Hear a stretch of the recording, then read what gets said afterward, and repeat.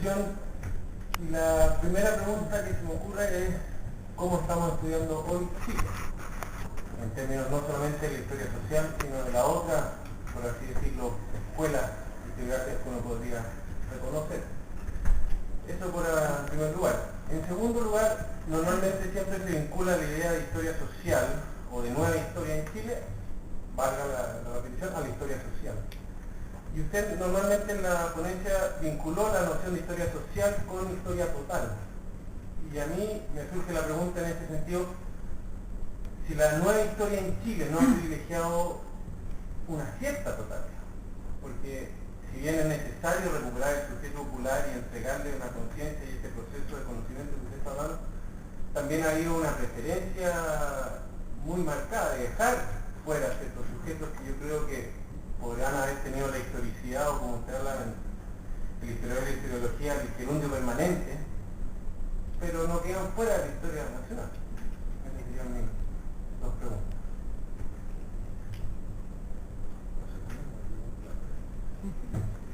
Cuando hablamos de historia total, la noción que yo entiendo es que se habla de una historia que incluye la ecología, la historia de la visualidad, la historia del ser popular, la historia de la imagen, la historia de la música, la historia del comer o incluso también podríamos hablar de la historia de la cotidianidad. Pero la impresión que me da es que la historia o la nueva historia en Chile ha privilegiado solamente esa totalidad que va hacia lo social.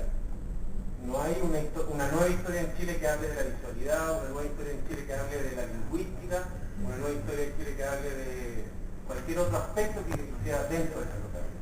Entonces, si no hay ahí una suerte de restricción dentro del mundo. Bueno, varía como con la otra charla, ahora te preguntas, ¿no? Pero, partiendo por lo segundo. La expresión historia total fue acuñada en Europa, creo que sea, aludiendo al hecho que la historia nueva no hay ámbito donde no se introduzca, por decirlo así, o donde no trabaje. No hay nada excluido para el historiador hoy día. Y eso implica introducirse ahora abiertamente en terrenos que antes eran cotos de otras ciencias. Sobre todo cuando la historia de nuevo tipo avanza hacia el presente. Alude al hecho que se están tomando todos los temas, como tú lo dijiste al final. Ahora, en Chile ha ocurrido algo parecido, en el sentido que hay historias ecológicas, como hay historia del cuerpo, en todo sentido. Pero el concepto de totalidad habría que pensarlo dos veces. Porque totalidad, en la forma que tú lo aludes y que parece que en Europa se pensó así, alude al hecho que una especie de saco, ¿no? Donde todo lo que se ha hecho cabe. Eso nos permite definir una historia que abarca todo, ¿no? Pero este es un concepto, yo diría, mecánico de suma de productos o de enumeración de tácticas. El concepto de totalidad mirado desde la historia social, desde la perspectiva, como dice uno en un libro por ahí, desde abajo y desde dentro. La totalidad no es eso. La totalidad es una proyección. La totalidad no es un estado actual de un continente que está lleno de cosas. La totalidad en rigor es totalización. Y la totalización no consiste en pegarse un salto al vacío, al concepto puro. Por eso no hay apuro, valga ahí la cacofonía, no hay apuro por construir conceptos unívocos, ni teorías en consecuencia. Es un error pensar que la nueva historia social o la nueva educación popular opera con conceptos unívocos. Conceptos unívocos son todas maneras de esterilizar, congelar, ¿verdad?, detener el tiempo de la realidad. La historia social se opera con conceptos abiertos. En la línea de la acción, en la línea de la construcción social de la realidad, y eso no tiene horizonte definido. Tampoco tiene utopía más allá. ¿Cómo decirlo? El mundo termina hasta donde yo construyo lo que quiero. Especialmente sobre la base de small projects, más bien que de grandes proyectos utópicos. Pero es como la teoría de la relatividad, ¿no es cierto? Este horizonte va avanzando. totalización, por tanto es un movimiento hacia la totalización. No sobre la base del salto al concepto abstracto, sino sobre la base de la construcción social concreta de la realidad. Proyecto a proyecto, etapa por etapa, grupo por grupo, sin preguntarse necesariamente por la meta final. Basta que lo que se está haciendo vaya tomando un sentido, una dirección. Lo que interesa es la dirección. Y habiendo dirección y sentido, tú puedes hablar de totalización. Pero no necesariamente totalidad. Eso está bien. Por eso la historia social, voy a repetir, evita emplear esta típica estructura, de alguna manera viene el mundo cristiano, de alfa, omega. Creación, juicio final, salvación, con una fase cristocéntrica, ¿verdad?, que le ilumina todo. Esa estructura del tiempo histórico, alfa, omega, no es la que rige en los procesos que trabajan la historicidad a partir de los sujetos reales de carne y hueso. Es una temporalidad abierta, como dije, que en la medida que ofrezca sentido y tenga dirección, satisface muchas de las expectativas y las preguntas que puedan existir. Y en buena medida la satisfacción no se logra por la realización utópica de una etapa final, sino más bien por la realización de la humanidad en una solidaridad que le da menos sentido al presente. Es un poco la vieja teología, ¿no es cierto?, de la salvación versus la nueva teología del amor. Hay algo de eso también. Respecto a lo primero, ¿cómo se estudia en Chile? Yo creo que aquí este es un tema gigantesco. La pregunta es, ¿quién está estudiando en Chile? ¿Las universidades? Tema complicado. Las ONG, las ciencias. ¿Qué ciencias? Todos sabemos que la sociología está en crisis. Desde la crisis de los grandes relatos, desde la crisis de las grandes teorías sociológicas, ¿verdad?, la sociología se perdió. No tiene clara su destino, su función, su tarea. De ahí que gran parte de los sociólogos se han dedicado a este magnífico y remunerativo, no sé si llamarlo ciencia o deporte, de la cosmética de las imágenes de políticos, gobiernos, empresas, diseño de imágenes. En Chile, después del triunfo del no, se agarró una confianza gigantesca en la confianza, digo, en la posibilidad de que las imágenes puedan construir verdad. Me lo decía un cientista político hace poco, que es muy serio, que estaba, bueno, no voy a dar más detalles, ni tampoco gasto su nombre mejor, me dijo, pero hombre, me dijo él, si hoy día la realidad la hacen los símbolos, hoy día la realidad la construyen las imágenes, hoy día la verdad se construye por seducción, no por explicación. Por tanto, la televisión, los medios de comunicación de masa, la construcción de imágenes, propaganda, etcétera, etcétera, es mucho más importante, me dijo él, que esa vieja etapa epopédica de la sociología. Por eso la sociología no está respondiendo a la pregunta de fondo de esta sociología. Ven ustedes quién lo hace. Algunos intentan, los viejos sociólogos, particularmente los que no entraron al establishment, y otra vez no voy a dar nombres mejor. ¿Qué pasa con la ciencia política? ¿Es ciencia política del Estado? ¿Es ciencia política de las clases sociales? ¿Es ciencia política de la revolución? No, sociología electoral. Encuesta de imágenes públicas. ¿Quién es más simpático? ¿Verdad? Suerte la HP gana. Hablemos de, bueno, con esas dos, la economía. ¿Es economía política? ¿Es economía del desarrollo nacional, me refiero? No, es ingeniería comercial. El estudio de los equilibrios macroeconómicos en el plazo corto. Ninguna de esas ciencias está respondiendo este malestar subjetivo de que hablaba el informe del club. Las universidades están preocupadas de eso. Yo no sé, aquí me encanta lo que están haciendo ustedes en historia, pero me encanta algunas de las encuestas que está haciendo la Alejo González y así otros centros, pero son esporádicos. El grueso de las universidades, y eso vaya que yo lo sé también, luchan por sobrevivir en un mercado universitario. El autofinanciamiento les pena a todas las universidades tradicionales. Yo veo a Chile como se cae a pedazos, sin mi alma madre. Yo veo como universidades privadas, que están privadas de lo comunitario, ¿verdad?, logran instalarse, ¿verdad?, en distintas áreas con mayor o menor éxito. ¿Quién está haciendo estudios sistemáticos profundos acerca de nuestra institución hoy? No hay. Uno presenta proyectos a fondo y en esta línea temas sensitivos. Yo presenté el último proyecto que presenté a fondo, si después decidimos presentar más. Un proyecto de investigación respecto a las áreas informales del Estado.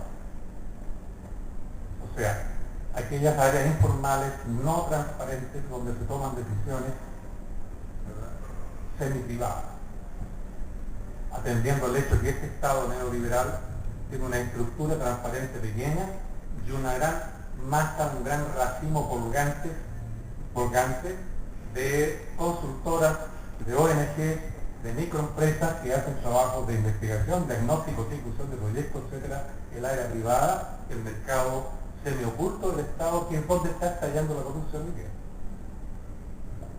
y que la ciudadanía no tiene visión directa de eso. Es muy difícil, hasta para los jueces es difícil meterlo. Bueno, ese proyecto para mí era muy importante porque proponía estudiar cómo influyen los restaurantes, hasta qué punto los restaurantes son espacio público en la toma de decisiones. Borderío, por ejemplo, Cachagua, las cafeterías alrededor del Congreso en Valparaíso, los salones privados, de casas particulares donde se visitan y toman decisiones. Hacemos el salón del senador Flores, por ejemplo. Caso, últimamente. Y toda esta especie de mercado de subcontratación política que el Estado actual tiene. Pues me dijeron, ese proyecto es marxista.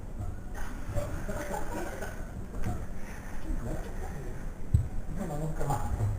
Es decir, temas ácidos como este que son, bueno, este proyecto es antiguo, no es de ahora, y me dijeron, no, eso nunca más. Fondesit está avalando. Yo me doy cuenta que los estudios realmente neurálgicos sobre nuestros problemas no lo estamos haciendo nosotros los académicos porque nos cuesta mucho conseguir financiamiento para eso. A mí me cuesta mucho. ¿Quiénes lo están haciendo? Son los estudiantes en sus tesis. Porque claro, el viejo financia, o la vieja, ¿no? Y yo me doy cuenta que en sociología, en trabajo social, en psicología social, en historia, hay centenares de tesis que están referidas a problemas ágidos en nuestro país, pero que no se publican. No hay líneas de publicación en las universidades sobre estos temas. ¿Quién está estudiando en Chile? ¿La ONG? Yo trabajé por 22 años en una ONG, una ONG grande, súper regional. Hoy día está destinada exclusivamente a ejecutar proyectos del gobierno, o de los municipios, o de la costera, o lo que sea. No investigan, ejecutan. Y las constructoras, ustedes están haciendo estudio por encargo. Y hacen muy buenos estudios, pero el cliente que compra se queda con eso y no echa a la universidad conocimiento. En Sur Profesional, donde yo trabajé por tantos años, hicimos pero miles de investigaciones con informes para este gobierno, que se yo, este municipio, lo que sea, que ellos se quedan con él, porque uno vende su investigación. Y todo eso se forman cerros de informes, 30, 40 páginas, 100 páginas, 200 páginas, 300 páginas, que un día en Sur tuvimos que votar todo eso porque nos llenaron la oficina, y en el patio, que es bastante grande, 1,5 metros de altura, y hubo que votar lo que más. ¿Quién estudia hoy en Chile? Por un lado está la historia social, que pretende hacer algo con algunas dificultades. Por otro lado están los trabajos de historiadores consagrados. Yo me he preguntado varias veces el trabajo que hace Alfredo, que le tengo un tremendo cariño, brillante, lúcido, ingenioso, agudo en la crítica. Yo siempre he pensado que magnífico paladín de izquierda podría ser Alfredo.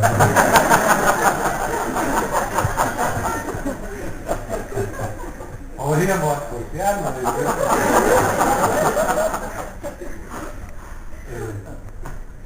Y en ese mismo sentido, ¿dónde queda el otro lado del sujeto popular? Porque si usted propone que debe buscar una completud, un sentido nacional, un proyecto de un ciudadano completo, de alguna manera el sujeto popular es una parte.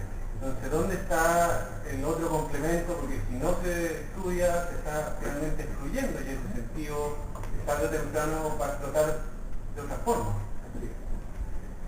Estuve en Aborto Seminario como 4 meses atrás, de comunicadores populares. Vale decir, gente que publica boletines, gente que maneja radios populares, gente que maneja redes de televisión popular, gente que maneja eso mismo, comunicación. Y ahí se debatía y le hicimos una crítica nosotros a los comunicadores, de que ellos manejan un lenguaje que es básicamente identitario. Como es identitario popular, está en clave. Y como está en clave, lo entienden ellos. Y muy poca gente más. Entonces está bien, la intercomunicación interna dentro de los sectores populares y dentro de cualquier clase social es una cuestión muy importante. Que va configurando memoria colectiva, va configurando un lenguaje común, una cultura común, etcétera, etcétera. Pero en la medida que es puramente identitario, autorreferido, si pretende ser un lenguaje de poder, no sirve. El lenguaje que pretende ser lenguaje seductor de poder tiene que saber comunicarse no solo con los propios, sino con el otro, los otros,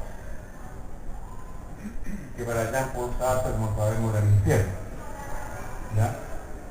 Pero que para Hannah Arendt el otro es la oportunidad de la asociatividad, de la amistad y por tanto del poder. No hay posibilidad alguna de construir poder si no hay forma de tratar, dialogar, seducir, converger, integrarse con el otro. Entendiendo por otro al no poblador, al no pobre, al no marginal, al no explorado. La que media para arriba, más o menos una pregunta. Por eso la historia social, los vencedores que me encanta. La historia social, hay que recordar, pone el énfasis en el sujeto desde abajo y desde dentro, para decirlo en una fórmula. Eso mismo vale si uno quiere estudiar al otro o a los otros. Lo mismo vale. No tendría sentido estudiar, dice yo, la oligarquía chilena, como quien dice, el Satán metido en la historia de Chile, son intrínsecamente perversos, ¿no? Como los papas de otra época consideraban al marxismo. La izquierda siempre ha considerado a la oligarquía o burguesía, como queramos llamarla, a los vencedores, como decimos en el bosquejo que le mandé anoche, gente satánica, maligna, intrínsecamente perversa. Entonces, solamente se le cubre adjetivos negativos. Un verdadero historiador social no puede hacer eso. En la misma metodología uno puede aplicarla desde el otro lado, porque también son seres humanos, también son sujetos, también se equivocan, también son tontos. Por eso hoy día estoy enfrascado en un proyecto que llevo ya como 25 años trabajando, lo voy a terminarlo con varias cosas. Un libro que se va a llamar Mercaderes, Empresarios y Capitalistas, que es la contraparte del libro Los Labradores, Peor y Proletarios. Y la idea es hablar desde esas personas, desde sus lógicas, desde sus caracteres de sujeto, desde sus capacidades, y descubrir por qué diablos se equivocaron, descubrir por qué diablos, pese a todo el poder que tuvieron en la época portaliana, cayeron en la feísima crisis del primer centenario. Y por qué hoy día, creyéndose tan macanudo lo que están haciendo, están teniendo por debajo lo que estamos comentando en los datos. Pero no por razones malignas, sino para estudiar como lógica humana, lógica intersubjetiva, y además con documentos. ¿No? Además con documentos. Porque también tienen su poesía. Yo disfruté mucho escribiendo, bien o mal, no sé cómo quedó, cómo los niños de la oligarquía del siglo XIX podían sentirse en los salones de las casonas de sus padres. Qué fabuloso de haber sido. Salones enormes, llenos de sombras, por tipos semitrabados, mucho terciopelo, muchos cuadros, muchos generales imponentes, mucha porcelana, mucho dorado, álbum de fotografía, salones donde se discutían todos los problemas del Estado delante de los niños. Entonces uno aprendía desde chiquitito, ¿verdad?, que el Estado no era más que una discusión de la familia. ¿Verdad? Yo disfruté tratando de tener la vivencia de eso, porque yo tuve muchos alumnos, ¿no? Yo estaba aquí muchos años en el colegio nominal en Bosque, que echaron a la época del golpe. Que en mis clases yo lo hacía hablar de los problemas económicos de la época, de los años 60, y los cabros contando, bueno, en la casa de mi padre estaba el senador tanto, el militar tanto, estaban discutiendo esto, se acordó lo otro, entonces le transmitía todo lo que escuchaba en su casa, en el living de su casa, delante de los cabros chicos y de la nada, ¿no? Yo creo que estas vivencias uno también tiene que tratar de reproducirlas, lo que tienen de subjetivo y de humano, porque al final de cuentas el conflicto social en Chile son sujetos contra sujetos. Y entre medio aparece toda esta dinámica impersonal del capital, bueno, ese otro tema, ¿no? ¿Qué capital hemos tenido en Chile? Una y otra vez, ¿no es cierto?, reaparece el capital mercantil financiero, no el capital productivo industrial. El otro día tuve el gusto de decirle la propia cara de la presidenta de la República y del expresidente Lagos, ¿no?, de que en Chile había una pobreza tecnológica gigantesca, porque este país nunca ha sido capaz de producir tecnología. Y la razón muy simple es que empresarios y políticos siempre han dicho lo mismo: la tecnología no se produce en Chile, la tecnología se compra. Y como se compra, se importa. Y por eso hoy día tenemos pobreza tecnológica. Y por eso que Chile está muy bien calificado por las consultoras internacionales en términos de riesgo país, de competitividad país, porque las políticas de Estado son las más neoliberales del mundo, y eso da mucha seguridad. Pero en términos de producción tecnológica, Chile está en los últimos lugares. Y por eso no produce valor agregado en su exportación. Y por eso seguimos siendo primarios exportadores.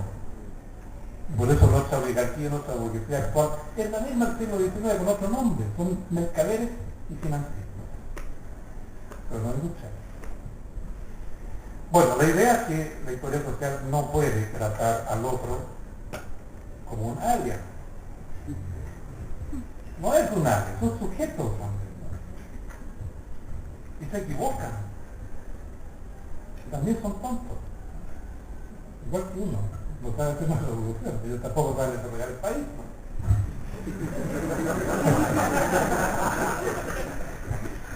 ¿Pero qué ejemplo de historia social con ese enfoque amplio como en Chile?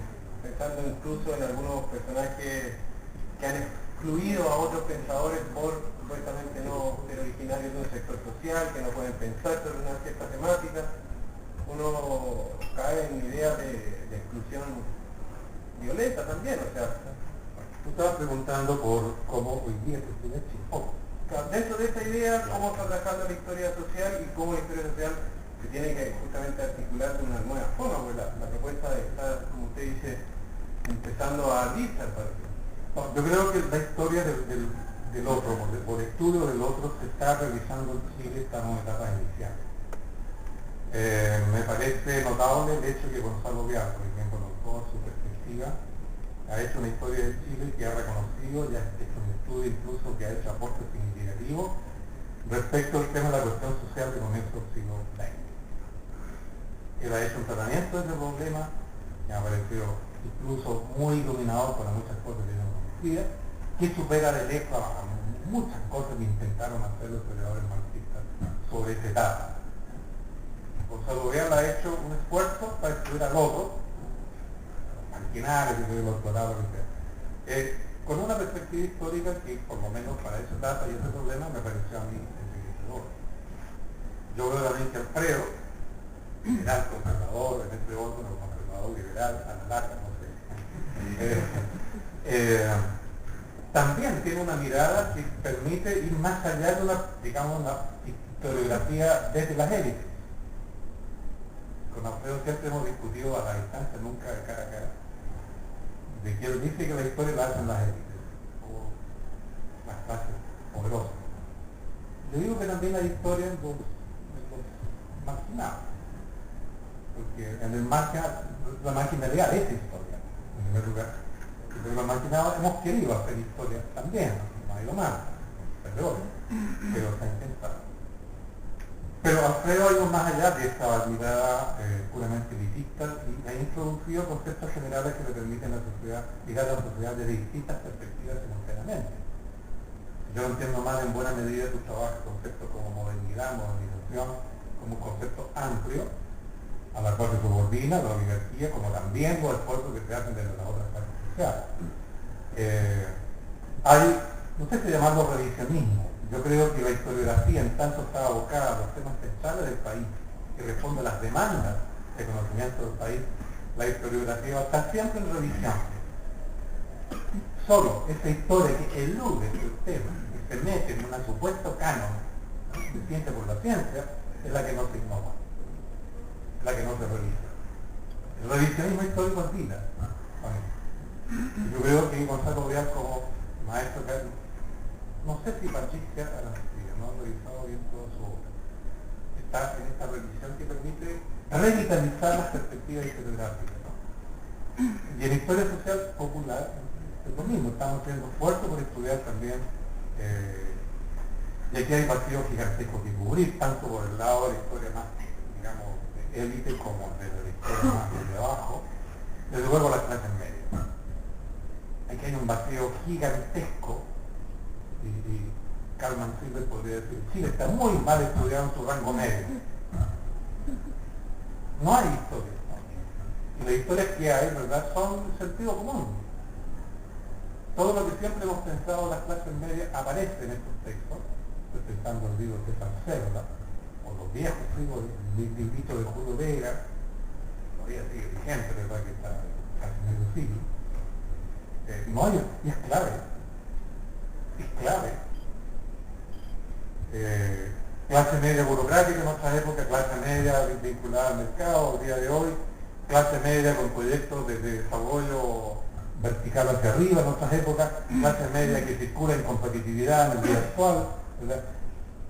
Esa clase media burocrática antigua que era proto-socialista, aquí es lo que hoy día es la clase media de mercado, no tenemos idea.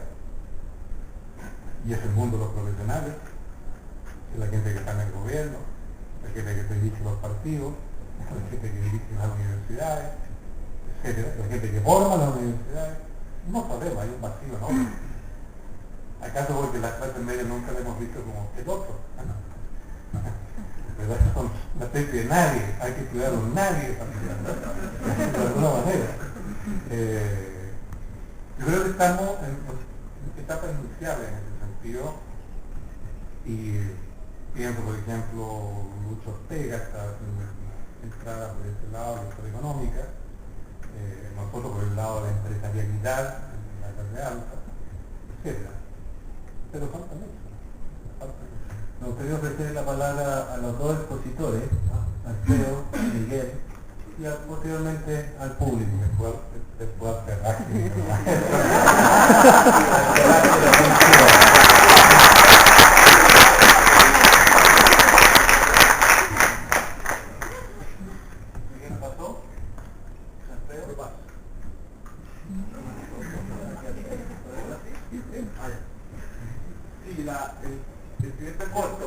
extraño. ¿Ah?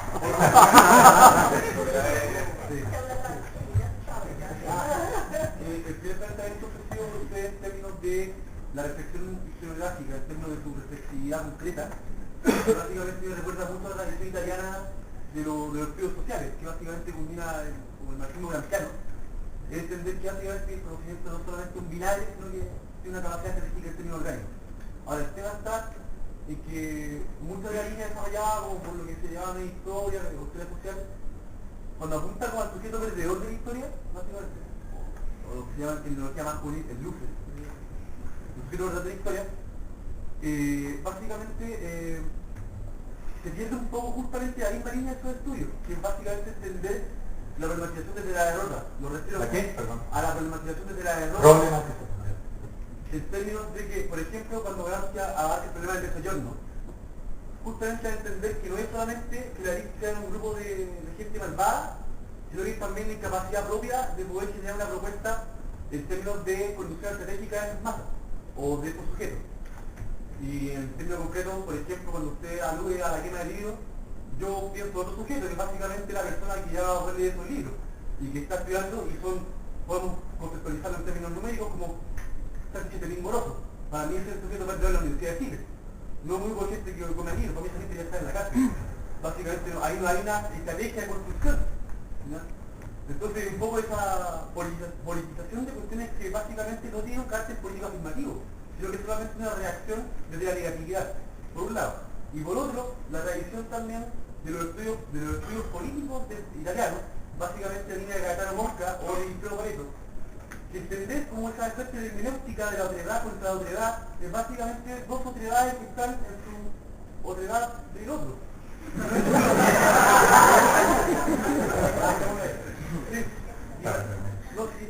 Básicamente no entiende el concepto fundamental que ha recorrido la sociología histórica durante casi 50 años, que es el concepto de conducción social, que es lo que permite justamente entender la vinculación que existe entre el concepto de élite, desde una teoría no normativizada, y un concepto de masa popular, pueblo, bajo pueblo, sujeto, también de manera no normativizada. Entonces, la pregunta que le quiero hacer yo, desde el primer comentario respecto a la idea de derrota, tiene que ver con cómo el interés social se puede hacer cargo de una manera no normativa y siempre suponer ontológicamente un movimiento subterfugio de los sujetos. Los procesos de conducción social, incluso en términos de la actualidad, en los últimos 15 años, que ya no hay vida en las calles, y donde sí podemos ver, por ejemplo, un proceso de conducción social de la juventud es convertir a la juventud como un mero bufete de condones o como personas que van a aceptar la cultura con marihuana y basar en la música, y no entender los posibles procesos de construcción que se están dando en el interior de las universidades en términos de la organización de ciertas condiciones. ¿Procesos de qué, perdón? ¿Perdón? ¿Que se están dando el interior de ese proceso de qué? Procesos de construcción y de movilización, pero no desde la negatividad, sino que entender desde la precarización de las condiciones de estudio, por ejemplo. ¿Cómo el interesante va a hacer cargo de esos procesos de construcción social por un lado y entender otros sujetos que están al interior, incluso que no son ganadores, no son derrotados? O sea, para mí el sujeto de la Florida no es un ganador. O sea, el sujeto de la Florida que están derrotados 5 años estudiando en la Universidad de Chile no es para nada un ganador. Es igual, yo creo que igual de perdedor que la persona que vive en una población, la diferencia, claro, tiene distintos niveles de acceso a la cultura de oportunidades, pero no deja de ser un perdedor también.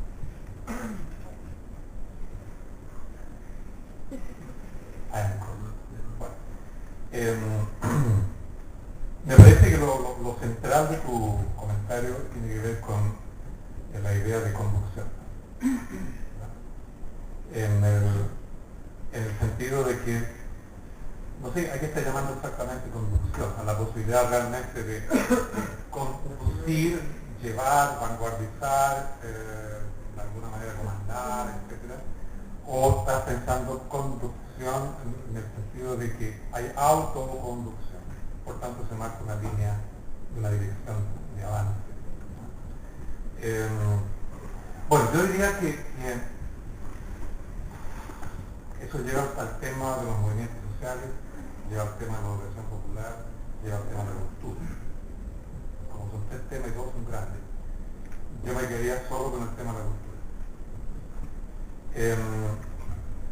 Si hay algo que caracteriza probablemente en todo el mundo a los nuevos movimientos sociales, es que estos movimientos sociales no se constituyen en espacios abiertos como los viejos movimientos de masa. El movimiento de masa, como todos sabemos, necesita espacio abierto para constituirse, y vale por su número, ¿no? Y vale porque es conducido, y vale porque es estimulado sensorialmente, ¿no? Mucha bandera bonita, con muchos colores, mucho impacto técnico, mucho grito, mucho ruido, solemne, musical o no musical, el sonido de los pies caminando, las imágenes del discurso para masas. Bueno, los movimientos de masas se caracterizaban por su materialidad territorial, por la conducción externa, por la estimulación sensorial, por la emocionalidad sensorial que generaba, en donde la conducción, por tanto, era fundamental de todas esas maneras. AGP, activación de propaganda, ¿verdad? Discurso, ¿verdad? Instructivo, el líder, caudillo, espíritu, como quieran llamar, partido, ideología, símbolo, la olla del martillo. Los nuevos movimientos sociales se caracterizan básicamente porque no son visibles, o sea, tienen un bajo grado de visibilidad, no es en la calle, no es en la Alameda, no es en la Plaza Bulnes, ni siquiera Alameda como el General Velázquez, donde acostumbra reunirse a veces la CUT con poco éxito, el lugar de su aparición. Los nuevos movimientos sociales, en consecuencia, no necesitan ese tipo de conducción, o por lo menos no aparecen vinculados a una conducción del gran líder, del gran discurso, toda la parafernalia sensorial y sensual, ¿verdad?, para activar la masa. Los nuevos movimientos sociales son en gran parte procesos subjetivos o intersubjetivos. Y esta intersubjetividad tiene que ver con lo que decíamos hace un rato: intercambio de memorias, colectivización de la memoria, oralidad, vamos estableciendo formas asociativas, vamos encontrando fórmulas de expresión directa que son más artístico-culturales que ideológicas. Se va generando una cultura sinérgica con todo eso, y eso conduce, no sé si alguna vez tú has hecho un experimento que lo propongo, de reunir en un grupo a personas que no se conocían entre sí, que tienen historias distintas, pero que por lo menos son todos jóvenes, y hacerles contar a cada uno su vida, resumida, pero su memoria, digamos, expresada hacia el grupo. Hacer la ronda y obligar a todos a escuchar y presentar, hacer el ejercicio de escuchar sistemáticamente, cosa que uno habitualmente no hace en la vida de gobierno. Una apenas oye para poder hablar uno después, entonces no hay, el escuchar es una cosa rara, entonces escuchar sistemáticamente y que el otro sienta que lo están escuchando y le preguntan en su propio relato, es una experiencia ya bastante conmovedora. Si uno hace ese ejercicio, muy pronto se descubre que todos han tenido una experiencia común, todos tienen una memoria común y que en definitiva pueden tener una identidad común. Cuando eso ocurre, que el grupo descubre esa identidad común, se produce una especie de estallido irracional. Gritos, tallas, risas nerviosas, la gente se mueve y uno pierde el control del experimento. Es algo muy similar, no es similar, pero bueno, genéricamente parecido. Una situación pentecostal. El grupo se sinergiza y luego de esta explosión tiende muy pronto a decir, bueno, hagamos algo. Vamos a chupar la esquina, vamos a hacer tal cosa, reunámonos tal día, ¿verdad? Y parece un programa de acción. Ahí, si tú te fijas, no hay conducción externa. Lo que hubo fue un intercambio de experiencias, lo que hubo fue un ejercicio de realidad transparente, el reencuentro de todos con todos en una especie de identidad frágil por el momento, pero que se nota firme por la similitud de experiencia vivida, Y eso genera inmediatamente una especie de energía chaya, que es muy curiosa, ¿no? Y que lleva a la acción. Si uno sigue el método, pues se puede seguir utilizando la cosa. Bueno, ahí no hay producción, al viejo estilo. Ahí aparece el problema de la autoconstrucción. Es eso lo que pretende trabajar la educación popular. Es eso lo que los movimientos sociales hoy día tienen como base. Por eso los nuevos movimientos sociales no se aglomeran en masa, están siempre dispersos. Y muchos de los teóricos chilenos de la época del 60, Agustín Tironi, entre otros, ¿no? Y otra gente, dicen, en Chile no hay movimientos sociales. ¿Dónde están las masas? ¿Dónde están las marchas antiguas? ¿Dónde están las concentraciones? No, pues los nuevos movimientos sociales hacen de la dispersión justamente su fuerza. Porque la dispersión esconde varias cosas, por ejemplo, coincidencia. La fragmentación puede esconder coincidencia. Simultaneidad. Una complicidad tácita. Si algo caracteriza a las redes sociales actuales, que las redes existen en la memoria, no en la calle. Yo conozco a este amigo, puedo visitarlo cuando quiero. Esta vieja ya de mucha época pertenecimos, que se dio una olla común, la conozco, además, esta vieja dice tal cosa. Si hace falta, pues la voy, la busco, la traigo y hacemos algo. ¿No? Los nuevos movimientos sociales se basan mucho en la simultaneidad, la coincidencia y el desarrollo por dentro de expresiones culturales, identitarias, memorísticas, etc. Por eso los nuevos movimientos sociales existen sin ser vistos. Viven en una fase de subsidencia. ¿Cuándo emergen a la luz? Cuando aparece una coyuntura provocativa, una señal. Pongamos una crisis. ¿Qué pasó en Chile cuando la inversión extranjera cayó en un 74% del año 1998 al 99, previo al gobierno de Ricardo Lagos? La inversión extranjera cayó en un 74% como coletazo de la crisis asiática. Se disparó inmediatamente la tasa de desempleo, se comenzaron a movilizar todos los actores sociales, la derecha comenzó inmediatamente, o los empresarios mejor dicho, comenzaron inmediatamente a dudar, este señor socialista, ¿qué gobierno va a hacer en estas circunstancias? Toda la sociedad se movilizó. Algo parecido le pasó a Pinochet.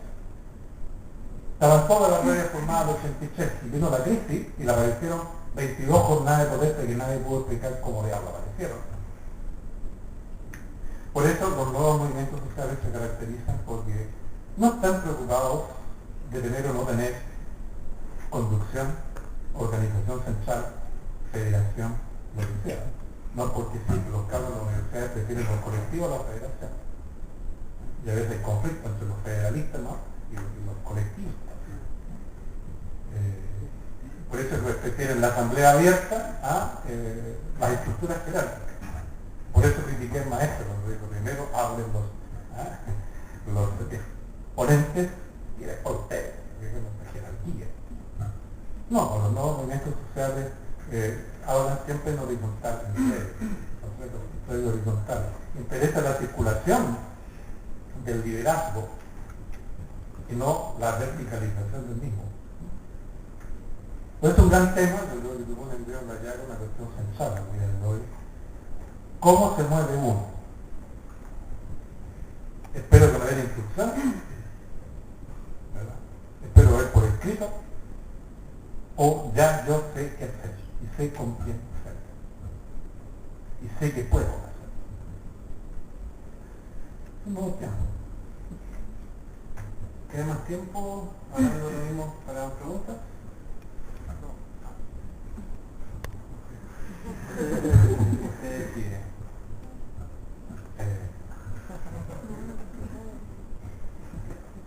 Vale. Es el tiempo social así, vale. No sé por qué.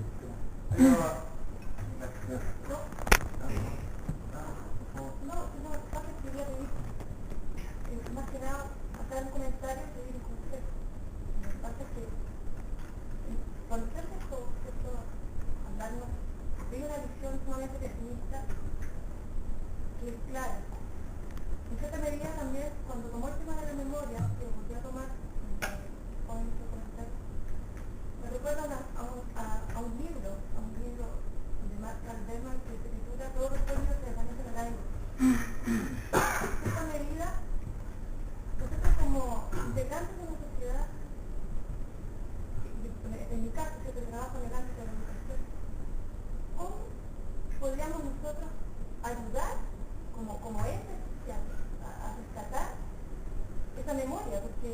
con lo vertiginoso que está el mundo hoy en día, ¿no? Como decía también, no hay tiempo para la reflexión y para explicar cómo ya se han visto movimientos sociales, los colectivos, etc. Pero cómo en el ámbito, por ejemplo, en mi ámbito, por ejemplo, podríamos hacer que este episodio nos siga haciendo que este movimiento, el nuevo movimiento del neoliberalismo que estamos viviendo, solamente colectivo. ¿Cómo podríamos hacerlo para rescatar esto? ¿En qué medida nos podría ayudar la reflexión? Bueno, consejo difícil. No vale. Más que nada, No vale. ¿Cómo decirte? De una parte, este es un proceso natural. Es un proceso natural. La mayoría de ustedes son muy jóvenes, pero en los 80, llegó el proceso que se dio espontáneamente en toda la sociedad chilena, desde las clases medias, clases altas, abajo. Basta recordar el toque de queda y la aparición de fiestas de toque a toque. Y por tanto fiestas que ahora eran inevitablemente 3 veces más largas que las que uno tenía en los 60. La época de los malones, ¿verdad? Los malones empezaban a las 7 de la tarde, porque las niñas llegaban también hasta las 11 de la noche, a las 12, hasta las 8 de la tarde. Entonces, el malón, bueno, este tallar es malón. Pero, lo que quiero decir que con este tiempo forzado del toque a toque se alargó la posibilidad que cualquier reunión fuera más allá del objetivo inicial y diera una oportunidad en consecuencia para que uno pudiera profundizar las relaciones humanas, expresarse a sí mismo, por tanto, delante de otros, sin tanto miedo como antes, y había tiempo para eso. Este fenómeno no ha sido estudiado todavía detalladamente en Chile, pero se da en las fiestas de toque a toque en la clase media, donde un poco de comida, un poco de baile, un poco de trago, un poco de juego lichín, un poco de juego de la verdad, y un poco de toqueteo a perder el miedo al otro, que también se jugaba. Recordemos las peñas. Las peñas son espacios íntimos, de reencuentro, de relación horizontal, espontánea. Aparece un tipo de arte, es el cantautor con su guitarra acústica, hablando un lenguaje poético que entienden los iniciados, pero no Pinochet ni la policía. Por tanto, la alegoría, ¿verdad?, la metáfora, manda, y eso le da una belleza extra. Entonces, solo hecho de entender ese arte con letras de este tipo es una complicidad que nos genera identidad. Hay que tener presente que la música genera identidades colectivas. La música genera redes que no se ven en la tocata, en el concierto, o lo que sea, pero subsiste de esto, ¿no? Y hoy día hay tribus musicales que no solo tienen un tipo de música a la cual aman y siguen, sino que hay un discurso, ¿no?, que le acompaña. Recordemos todas las cabañas y los patios y la playa y los roqueríos, el punto de salto. ¿Cuántas reuniones, cuántos talleres nos hicieron ahí a todo lo largo de los 80 y comienzos de los 90? Y hasta la mina se puede reunir allá, ¿no? Ahí estaba el capitán Miguel Krasnov Marchenko, en esa época también. No, este es un proceso que se ha dado espontáneamente. Los historiadores sociales no hemos hecho más que seguirlo. Está en todas partes. Tengo un bloque de alumnos en la Universidad de Chile que están haciendo su tesis. Ellos mismos eligieron los temas. ¿Y qué temas eligieron? Buen número. Niñas embarazadas en, se me olvidó el nombre, de un pueblo que está por el Valle de Aconcagua. Otro niño, bandas de rock en la comuna de Conchalí. Otros eligieron grupos de de educadores en los cordones populares de educación. Otra niña eligió lo mismo, pero en otras comunidades. Eligieron, estas chicas, grupos, movimientos, procesos donde se está dando este mismo fenómeno. Preexiste la historia social. ¿Qué es lo que están haciendo ellos como historiadores sociales frente a estos procesos que están en marcha? Sistematización.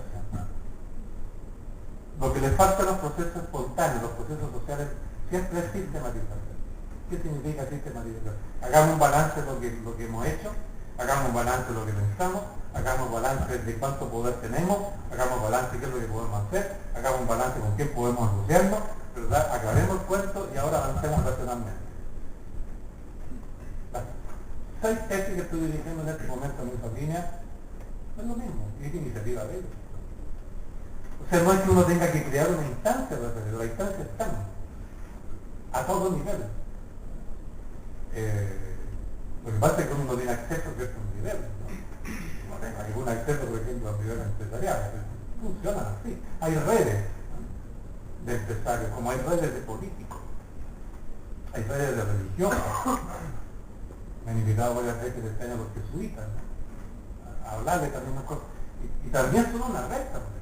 Y redes superpuestas, porque las redes de los viejos están perdidos de estos problemas, las redes de los jesuitas jóvenes están a caballo en estos temas. Y se echan talla entre ellos porque unos están ya añejos y los otros están... No, yo creo que no se puede dar consejo. Si uno encuentra la realidad tal como está y uno la apoya, a sabiendas que desde la historia y desde las ciencias sociales uno puede trabajar apoyando ese proceso siempre y cuando trabaje en la idea, yo trabajo para ti, no te voy a usar para mi currículum. Pero la ética está metida entre medio. Y no es la ética que mataba al sujeto para dejar vivo el objeto, que era la vieja ética positivista. La ética actual tiene que ver primero cómo responder una demanda en una pregunta social. En segundo lugar, la respuesta tiene que dar al sujeto mismo, no yo. Y eso implica solidarizar con ese sujeto, ayudarlo y disolver la historia, en cierto modo, en ese proceso. Es un lindo problema. Bueno, lamentablemente me están haciendo cosas mucho rato. Tenemos que darle las gracias por su asistencia y podemos seguir conversando afuera. Van a quitar la